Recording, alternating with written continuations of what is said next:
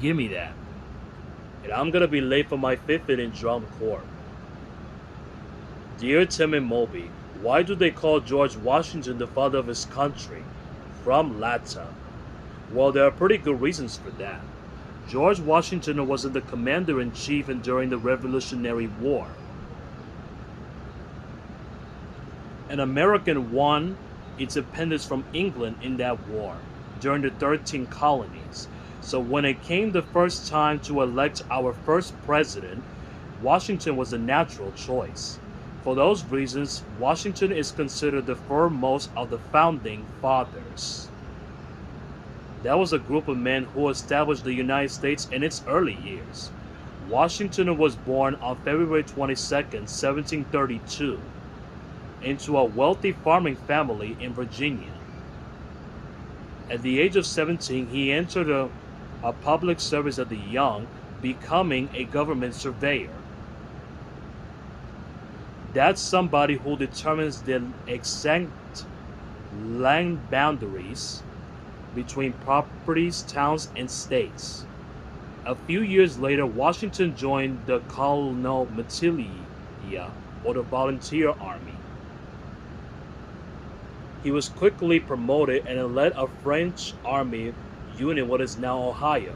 This small battle eventually led the French in the Indian War, a 7-year conflict between France and England over territories in America. Washington retired from the militia as a full-known colonel with a reputation for a bravery. He married and joined the Virginia House of Burgesses, Virginia's legislature.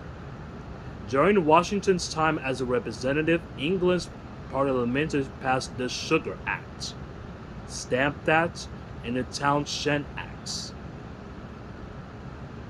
Well, these laws heavy taxes on the American colonies. Even though the colonists had no representation in the British Parliament. Along with his many fellow representatives, Washington grew to believe that the colonies need to separate it from England. And when the war finally broke out in 1775, Washington was elected general and the commander-in-chief of the Continental Army. He provoked to be a capable leader and strategic thinker. His Christmas Day attack across the ice along the Delaware River scored an early victory for the colonists. In the winter of 1777 to 1778, Washington troops passed away a quarter of a Valley Forge, Pennsylvania from a cold, starvation, and disease. But his strong leadership kept the army together. He led the colonial army to a final victory against England in the Battle of Yorktown, Virginia in 1781. Well, after the war, Washington presided over the Constitutional Convention, when the U.S. Constitution was written. He was elected first president of the United States in 1789. And because the country was brand new, there was a lot of work to do. Most presidents appoint one or two Supreme Court justices. Washington had to appoint the entire Supreme Court. He oversaw the ratification of the Bill of Rights in the Congress of the United States in the first 10 amendments of the Constitution. The United States was still young, so there was a lot of disagreement in the Congress about which direction but to take. Washington used his immense popularity to keep the country together. Because he was the first president, he sent a lot of critics or examples for the office. Yes, he left office after 2 terms, even though he would have easily won another election.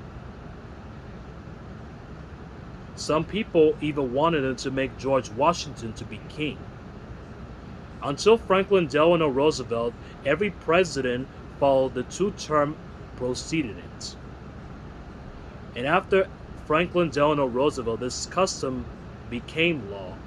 The United States president cannot be elected more than 2 terms in office. And it says, no person shall be elected to the office of the president more than twice, and no person who has held the office of the president or acted as president for more than 2 years of a term to which some other person was elected president shall be elected to the office of the president more than once, but this article should not be applying to any other person. Before he stepped down in 1796, Washington delivered his farewell address. In it, he warned Americans that needed to stick together or lose the liberty they had so fought hard for. Well, yeah, it's true. Washington didn't think all Americans were deserving of so much freedoms. He kept hundreds of his people at his Virginia state, Mount Vernon. At first, he saw nothing wrong with fighting for freedom while owing human beings. But his views involved, and maybe due to friendships with Northerners, like Ben Franklin or John Quincy Adams, both men strongly opposed slavery, as did many other figures during of the American Revolution. By the time he was president, Washington had become the slavery needed to end. But he worried about outlawing it too quickly, or too soon it would tear the country apart. As his own slave labor, Washington ordered them to be set free, but only after his death in 1799. He was buried at Mount Vernon. Today, Washington State is a latitudinal historic landmark. The buildings of the grounds have been preserved, including the slave quarters. It's amazing people to learn about the story of our first president. So you really want to join the 50th and the Drum Corps?